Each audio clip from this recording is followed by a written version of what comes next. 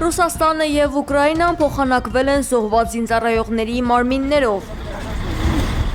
Ուկրաինական կողմին է փոխանցվել 1000, իսկ ռուսական կողմին 35 զինծառայողի մարմին։ Մոսկվայի նախաձեռնությամբ ընդհանուր առմամբ ուկրաինական կողմին է փոխանցվել ավելի քան 7000 զոհվածի մարմին, իսկ ռուսական կողմին 97։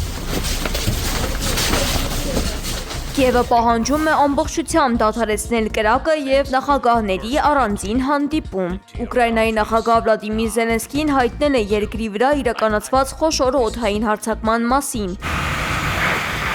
Գիշերը Ուկրաինայի վրա է հարձակվել 420 անօդաչու թռչող սարք և 39 հրթիռ։ Հարվածների հետևանքով ավերածություններ են եղել ուկրաինական 8 մարզում։ Վնասվել է Պոլտավայի գազային ենթակառուցվածքը, Կիևի և Դնեպրի էլեկտրակայանները։ Կան տասնյակ վիրավորներ, այդ թվում երեխաներ։ Չնայած ուկրաինական հակաօդային պաշտպանության ուժերին հաջողվել է խոցել հրթիռների մեծ մասը, էներգետիկ հանգույցներում լուրջ վնասներ կան։